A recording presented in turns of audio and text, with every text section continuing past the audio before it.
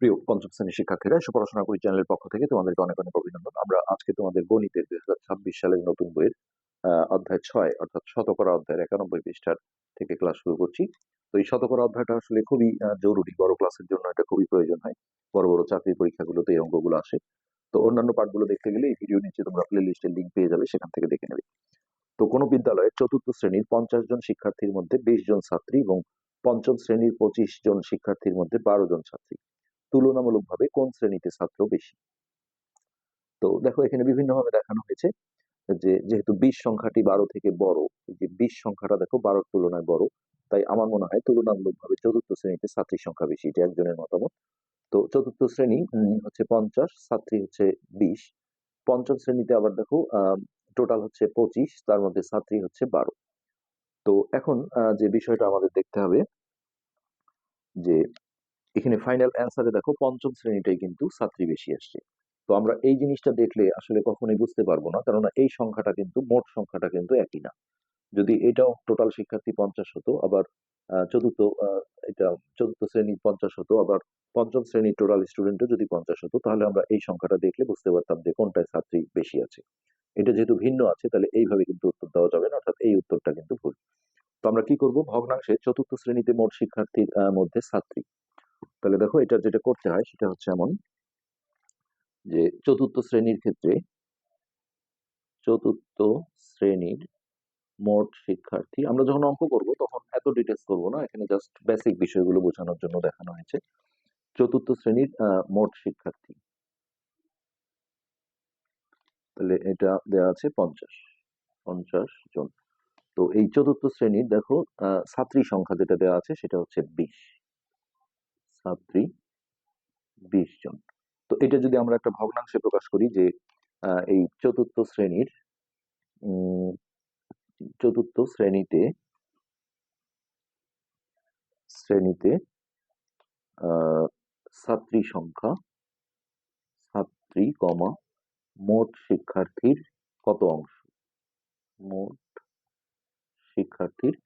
তো এইরকম দেখো দুটো থেকে ভগ্নাংশ ক্রিয়েট করতে গেলে যেটা সম্পূর্ণ অর্থাৎ মোট, এটাকে নিচে রাখতে হয়, অর্থাৎ 50 থাকবে নিচে, মানে 50 ভাগের 20 ভাগ, এইরকম এত অংশ। তো এটা চাইলে আমরা দেখো কাটাকাটি করে কিন্তু ছোট করে নিতে পারি, বইয়ে মনে হয় করেনি। যাই হোক, এর অনেক ডিটেলস ভাবে দেখিয়েছে, এত কিছু প্রয়োজন ছিল না, যাই হোক পরে আমরা দেখাচ্ছি। আচ্ছা, তারপর পঞ্চম শ্রেণীতে ছাত্রী, এখানে আর আমরা এই টার্মগুলো লিখলাম না। ছাত্রী মোট শিক্ষার্থীর, তাহলে পঞ্চম শ্রেণীর মোট শিক্ষার্থী ছিল কত? 25। এই 25 জনের মধ্যে ছাত্রী আছে দেখো 12 জন, তার মানে এত অংশ। এবার এইখানে আমরা যদি দেখতে পারতাম যে হর একই, দুটোরই হর অর্থাৎ নিচে যদি একই হতো, তাহলে আমরা জানি হর একই হলে যার লব বড় হয় সেই বড় হয়, তাহলে অ্যান্সার দিতে পারতাম। তো সেদিক থেকেও কিন্তু দেখো হরগুলো ভিন্ন, বা লব একই হলেও সূত্র আছে বড় ছোট বের করার, হ্যাঁ সেটাও কিন্তু এখানে করা নেই। তো যার কারণে এখানে এই দুটোকে দেখো সমহর ভগ্নাংশে পরিণত করেছে। যেমন এইটা যদি আমরা এখানে নিয়ে আসি 20/50, তো সমাহার করতে গেলে দেখো অনেক প্রসেস আছে, হ্যাঁ সেই প্রসেসে করতে গেলে অনেক সময় লাগবে। জাস্ট এখানে যেটা ভাবা হয়েছে যে নিচে হরটাকে দেখো এখানেও যেন একই, মানে এটা শতকরার থিম, যেহেতু শতকরা মানে কিন্তু নিচে হরে 100 আনতে হয়। তো 100 আনতে গেলে দেখো একে 2 দিয়ে গুণ করতে হয়, 50 × 2 = 100। আর একটা ভগ্নাংশে লব আর হরকে একই জিনিস দিয়ে গুণ দিলে মানের কোনো পরিবর্তন হয় না। অর্থাৎ আমি এই 20-কেও দেখো 2 দিয়ে গুণ দিলাম, আবার 50-কেও 2 দিয়ে গুণ দিলাম, তাহলে উপরে হলো 40 আর নিচে হলো 100, এত অংশ। এবার এইটাকে যদি আমরা নিয়ে দেখো 12/25, তো দেখা যাচ্ছে যে 25-কে 4 দিয়ে গুণ দিলে 100 হয়। তো আমরা দুটোকেই 4 দিয়ে গুণ করে দিলাম, এটা আলাদা থাক। 12/25 সমান, তাহলে দেখো উপরে হচ্ছে 4 × 12 = 48, আর এটা 4×25 = 100। এখন কিন্তু আমরা অনায়াসে বলতে পারবো এটা 100/40 ভাগ আর এটা 100/48 ভাগ। তো এটা আমাদের ছিল কি পঞ্চম শ্রেণী, আর এটা চতুর্থ শ্রেণী। তার মানে পঞ্চম শ্রেণীতে আমরা বুঝতে পারবো যে হ্যাঁ ছাত্রী সংখ্যা বেশি। এইখানে কিন্তু এসে কম্পেয়ার বা তুলনাটা করা যায়। এখানে এ যেটা উত্তর দিয়েছিল প্রথমে যে আমার মনে হয় চতুর্থ শ্রেণীতে ছাত্রী বেশি, হ্যাঁ সে আসলে এই ফিগারটা দেখে বলেছিল যে 20 জন, যেহেতু এখানে যেহেতু 12 জন, কিন্তু টোটাল সংখ্যাটা একই না হলে এইভাবে কিন্তু উত্তর দেওয়া যাবে না। তো এখন এইখানে যেটা বলা হচ্ছে সেটা হচ্ছে ওই 20/50 যেটা ছিল, হ্যাঁ এইটা তাহলে হচ্ছে ছোট, যেহেতু এটা থেকে আসছে 40/100, তাহলে এটা হলো বড়। এই যে এখানে দেওয়া হয়েছে, আমি চাইলে এটাও আগে লিখতে পারি। এটা আগে লিখলে আমাকে এইদিকে চিহ্নটা দিতে হবে, অর্থাৎ বড় চিহ্ন দিতে হবে। তার মানে ফাইনালি বোঝা গেল যে আসলে পঞ্চম শ্রেণীতে ছাত্রী তুলনামূলকভাবে বেশি আছে। আর এগুলো জাস্ট রং করা হয়েছে, এগুলো তেমন কিছু না। এটা চতুর্থ শ্রেণীর ক্ষেত্রে আমাদের এইখানে যেটা আসছিল, এই যে এটা দেখো, 100টা এখানে ঘর আছে, তার মধ্যে 40টা রং করা আছে। এই যে 1 2 3 4 5 6 7 8 9 10, এদিকে 4টা, মোট 40টা। এটা কোনো ব্যাপার না। এটা পরেরটা আবার 100টার মধ্যে 48টা রং করা আছে। হ্যাঁ, মানে এটা থেকে সহজেই জিনিসটা বোঝা যায়। এরপরে এখান থেকে দেখো আস্তে আস্তে শতকরার থিমে চলে আসছে। এই যে 20/50 যেটা ছিল, এটা থেকে এই যে এই লাইনটা 40/100। তো এই যে এই লাইনটাতে আমরা দেখো একটা কাজ করতে পারি, সেটা হচ্ছে 100টা যেহেতু নিচে আছে, আমি কিন্তু 40 × 100 লিখতে পারি না, কিন্তু এইটা লিখতে পারি যে 40 × 1/100। কেননা ভগ্নাংশের গুণন তোমরা চতুর্থ শ্রেণীতে কিছুটা করেছো, যে পূর্ণ সংখ্যার নিচে একটা এক ধরা যায়, তাহলে এক ধরলে লবের সাথে লব গুণ হয়, অর্থাৎ 40 × 40, আর হরের সাথে হর গুণ হয়, একের সাথে 100 গুণ করলে কিন্তু এটাই আসবে। তো এই যে 1/100টাকে আমরা বলে থাকি শতকরা। তো যখনই আমরা এই যে 1/100 দেখবো, হ্যাঁ, আমরা আগের বইগুলোতে কিন্তু এই অবস্থায় ছিল যে যার নিচে 100 থাকে তত পার্সেন্ট, অর্থাৎ এখানে আমরা 40% লিখে দিতে পারবো। আর এই বইয়ে একটু সংস্কার করেছে, যাই হোক একই বিষয়। 1/100 দেখলে আমরা বুঝবো যে এটা হচ্ছে আমাদের পার্সেন্ট বা শতকরা। আমরা এই 40 রেখে এখানে পার্সেন্ট চিহ্নটা দিয়ে দিলাম, আমরা এই লাইন থেকে ওইটা দিতে পারবো। ঠিক একইভাবে এইখানে দেখো, এই যে 12/25 যেটা ছিল, মানে এটা আসলে গুণ করার পরে এই যে এই লাইনটা থেকে শতকরা করেছে, তো আমরা এখান থেকেই করি। তো এই যে এইখানে যদি আলাদা করে লিখি 48 গুণন, আমি এখানে সরাসরি কিন্তু 48% লিখে দিতে পারবো। হ্যাঁ, তাহলে 48 গুণন 1/100। তো এইটা হচ্ছে পার্সেন্ট বা শতকরা, তাহলে এটা হচ্ছে 48%। এ থেকেও আমরা উত্তরটা বুঝতে পারি যে পঞ্চম শ্রেণীর পার্সেন্টটা যেহেতু বড়, এটা 48, এটা 40, তাহলে পঞ্চম শ্রেণীর ছাত্রী সংখ্যা কিন্তু বেশি।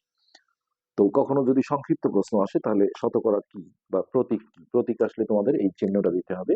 আর শতকরা কাকে বলে বা শতকরা কি আসলে মানে সংজ্ঞা, যে শতকরা হলো এমন একটা ভগ্নাংশ যার লব, অর্থাৎ উপরে থাকবে 100, আর উপরে থাকবে 1 লব, আর হর হবে 100, এটাকে বলা হয় শতকরা। তো এমনই যদি এরকম থাকে যে 2%, হ্যাঁ, তখন আমি দেখো এটা এইভাবে লিখতে পারি যে দুইটা আলাদা করে দিলাম, গুণন পার্সেন্টের বদলে 1/100।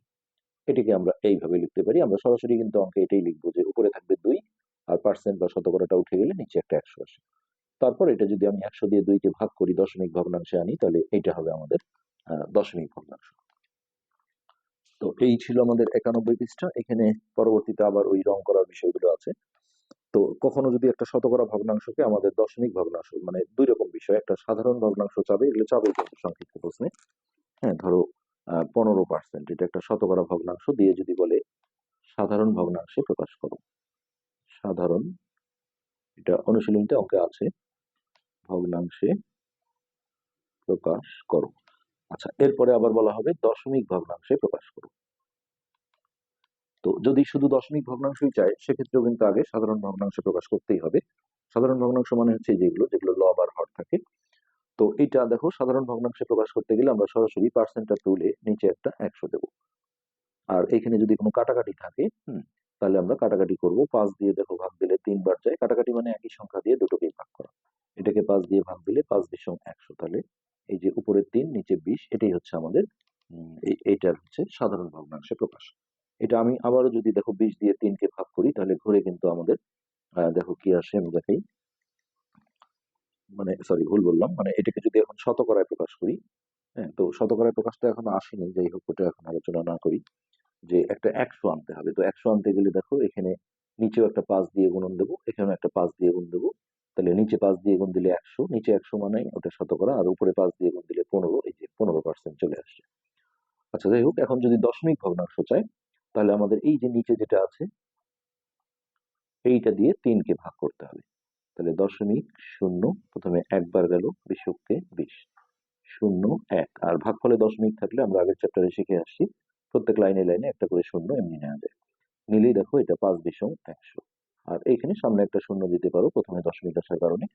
তো এখন এইটা দিয়েও যদি আমাকে বলে দশমিক ভগ্নাংশে প্রকাশ করো, তাহলে এটা উত্তর। আর এই 15% দিয়েও যদি বলে দশমিক ভগ্নাংশে প্রকাশ করো, তাহলে এটা উত্তর। তবে কোয়েশ্চেনে যদি দেখো এই শতকরা ভগ্নাংশ দিয়ে সরাসরি দশমিক ভগ্নাংশ চাই, তখন এই যে আমরা পার্সেন্টটা তুলে যখন নিচে 100 নিলাম, এই জায়গায় কাটাকাটি না করে কিন্তু সংক্ষিপ্ত প্রশ্নের ক্ষেত্রে দ্রুত অ্যান্সার দেওয়া যায়। যেহেতু আমরা আগের চ্যাপ্টারে শিখেছি যে ভাগের ক্ষেত্রে দেখো একের পরে যতগুলো শূন্য থাকে, এই ভাজ্যের ডান দিক থেকে তত ঘর পর দশমিক দিলেই ভাগ করা হয়ে যায়। তাহলে দুটো শূন্য আছে, তাহলে দেখো এখানে 1 2 এখানে দশমিক হবে, আর সামনে একটা শূন্য দিলাম। এই যে এত কিছু করেও দেখো এটি উত্তর আসছে। তো এই বিষয়গুলো এখানে দেওয়া হয়েছে, আসলে তেমন কিছু না। এরপরে যেটা আছে সেটা হচ্ছে 67%। আচ্ছা, এখানে দেওয়া আছে দেখো 67%। তো এইটা আমরা যদি সাধারণ ভগ্নাংশে প্রকাশ করি তাহলে যেটা হবে, বইয়ে এইভাবে করেছে যে 67 গুণন পার্সেন্ট তুলে 1/100। তো আমরা এটা ডিরেক্ট এইভাবে করতে পারি যে 67% উঠে গেলে নিচে একটা 100 আসে, একই জিনিস। ওরা এই লাইনটা করার পরে এই লাইনটা পরবর্তী লাইনে করেছে, এটা একবারও করা যাবে। তো এইটা দেখো কোনো কাটাকাটি নেই, যার কারণে সাধারণ ভগ্নাংশ চাইলে এটা উত্তর। আর যদি দশমিক ভগ্নাংশ চাই আমরা ভাগও করতে পারি, আর ভাগ না করে একের পরে যেহেতু দুইটা শূন্য আছে, ডান দিক থেকে 2 ঘর পর দশমিক দিতে হবে, তবে এই লাইনে না, পরবর্তী লাইনে। তাহলে এই 1 ঘর, এই 2 ঘর, সামনে একটা দশমিক, সামনে একটা শূন্য। তো এইটার দেখো সাধারণ ভগ্নাংশ চাইলে এইটা, আর দশমিক ভগ্নাংশ চাইলে এটা হচ্ছে উত্তর। তারপর যদি 100% দেওয়া হয়, হ্যাঁ, এটা কি হবে, তাহলে এই 100টা থাকলো, আর এইটা গুণন দিয়ে আমি 1/100 না লিখে সরাসরি নিচে 100টা দিয়ে দিলাম। কেননা এটা দেখো এই যে 100 গুণন 1/100, এটা আর এটা কিন্তু একই জিনিস। কেন এটা হয়, যে এই পূর্ণ সংখ্যাটা আসলে লবের সাথে গুণ হয়, 100 কে 100, আর হরটা হরেই থাকে। কেন হরটা হরেই থাকে, এর নিচে একটা 1 আছে, প্রতিটা পূর্ণ সংখ্যার নিচে একটা 1 আছে। তাহলে এই উপরের সাথে উপরের গুণ হয় লবে লবে, তাহলে 100, আর এই হরে হরে গুণ করলে 100। তো একটা জিনিস মাথায় রাখবে যে এই ভগ্নাংশ লব আর হর একই হলে এটা 1 হয়ে যায়। কেন 1 হয়, তুমি 100 দিয়ে যদি 100 কে ভাগ করো তাহলে কিন্তু একই হবে। তো এটাই হচ্ছে অ্যান্সার, এটা কিন্তু আর দশমিক ভগ্নাংশে আনা যাচ্ছে না। এরপর এখানে কিছু খালি ঘর দেওয়া আছে, 37%। তো প্রথমত আমরা এখানে সরাসরি দেখো, এখানে ওই যে 1/100 ঘরটা আর দেওয়া হয়নি, তো উপরে থাকবে 37, আর পার্সেন্ট উঠে গেলে নিচে হবে 100, শতকরা অংশ। তো এটা পার্সেন্ট করলে, হ্যাঁ, তাহলে যদি আমি এটাকে দশমিক ভগ্নাংশে নিয়ে যাই, তাহলে দেখো 100 দিয়ে যদি ভাগ করি, এখানে অবশ্য বলে নাই যে দশমিক ভগ্নাংশ কিনা, এটা আমাদের এখন রং করতে হবে। এখানে 100টা ঘর আছে, 37টা আসলে রং করতে হবে, এটা তেমন কিছু না। আর এইখানে যেটা আছে, এখানে আমাদের প্রথমে ফাঁকা ঘরগুলো পূরণ করতে গেলে টোটাল ঘর গুনতে হবে।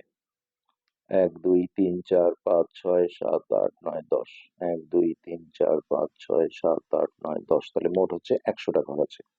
তার মধ্যে দেখো রং করা আছে 1 2 3 4 5 6 7 8 9 10 11 12 13 14 15 16 17 18 19 20 21 22 23 24 25 26 27 28 29 30 31 32 33 34 35টা। হ্যাঁ, তাহলে 35টা ঘর রং করা আছে। তাহলে হচ্ছে নিচে হবে 100, আর উপরে হবে 35। 100 ভাগের মধ্যে 35 ভাগ রং করা আছে। তো এইটাকে আমরা তাহলে কি বলতে পারবো, যে 35%, যেহেতু যার নিচে 100 থাকে, হ্যাঁ, সেটাই হচ্ছে পার্সেন্ট। তো এই মোটামুটি বিষয়টা, তাহলে এখান থেকে আমরা এই জিনিসগুলোই আসলে শিখলাম, এখানে আর তেমন কিছু নেই। নিচের শতকরাগুলোকে এই দেখো সাধারণ ভগ্নাংশ আর দশমিক ভগ্নাংশে প্রকাশ করো। এখানে কিন্তু আমরা যেটা বলেছিলাম সেই জিনিসটা এখানে চলে আসছে। এখানে আসলে পার্সেন্ট চিহ্নটা দেয়াই ছিল।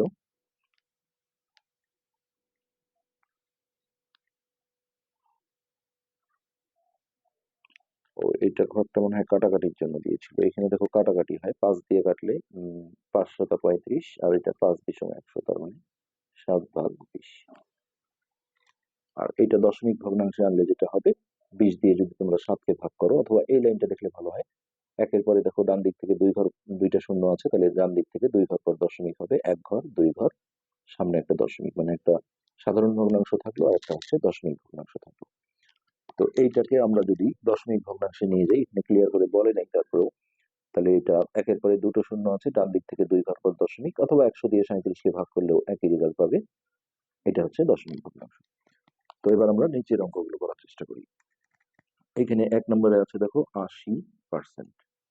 তো প্রথমে বলা হয়েছে যে সাধারণ ভগ্নাংশে প্রকাশ। তো এটা সাধারণ ভগ্নাংশে প্রকাশ করতে গেলে আমরা পার্সেন্টটা তুলে নিচে একটা 100 নেব, আর যদি সাধারণ ভগ্নাংশ যেহেতু ডাইরেক্ট চেয়েছে, ডাইরেক্ট দশমিক চাইলে আমরা দেখো এটা ভাগ না করে একের পরে দুটা শূন্য আছে, ডান দিক থেকে 2 ঘর পর দশমিক দিলেই কিন্তু দশমিক ভগ্নাংশ চলে আসবে। কাটাকাটি করে করলেও একই হবে, কিন্তু যেহেতু সাধারণ ভগ্নাংশ চাওয়া হয়েছে এক্ষেত্রে কাটাকাটি থাকলে অবশ্যই আমাদের কাটাকাটি করতে হবে। তো আমি দেখো 20 দিয়ে কাটলে এটা 4 বিশম 80, আর 20 দিয়ে 5 বিশম 100। তোমরা একবারে যদি না পাও 2 দিয়ে কাটলে আসলে অনেক সময় লাগবে, যার কারণে একটি বড় সংখ্যা খুঁজে নিলেই ভালো হয়। তো এইটা হচ্ছে সাধারণ ভগ্নাংশ। এবার এই 5 দিয়ে আমি যদি 4 কে ভাগ করি, এই যে, তাহলে দেখো দশমিক ভগ্নাংশ পেয়ে যাবো। তাহলে প্রথমে দশমিক দিয়ে একটা শূন্য নিলাম, 50টা 40, আর প্রথমে দশমিক থাকলে সামনে একটা শূন্য দিতে হয়। এই, তো আমি যদি এই লাইন থেকেও দেখো দশমিক ভগ্নাংশ করি তাহলে আরো ইজিলি হয়ে যাবে। কিভাবে, যে এখানে যদি 100 দিয়ে 80-কে ভাগ করো তবুও হবে, কিন্তু একের পরে শূন্য থাকলে এই ভাগগুলো করার প্রয়োজন হয় না। দুটো শূন্য আছে, ডান দিক থেকে 2 ঘর পর দশমিক দেবো। আর এটা আমরা দশমিক অধ্যায়ে শিখেছি যে এখানে এই লাস্টে এই শূন্যটার কোনো দাম থাকে না, দেখো একই রেজাল্ট চলে আসছে। তো এরপরে 2 নম্বরে আছে 74%। তো এটাকে সাধারণ ভগ্নাংশ করলে প্রথমে দেখো পার্সেন্টটা তুলে নিচে একটা 100 দিলাম। তো এটা যেহেতু জোড় সংখ্যা, 2 দিয়ে অবশ্যই কাটাকাটি হবে, আমি 2 দিয়ে কেটে নিই। 2 দিয়ে ভাগ দিলে 3 দুগুণে 6, 7 1 14, 7 দুগুণে 14, আর এইটা হচ্ছে 50।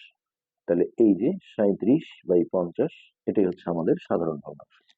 আর দশমিক ভগ্নাংশ চাইলে আমরা এই লাইনটা থেকেও করতে পারতাম, যে একের পরে দুটো শূন্য আছে, ডান দিক থেকে 2 ঘর পর দশমিক আসবে, অর্থাৎ এইটা।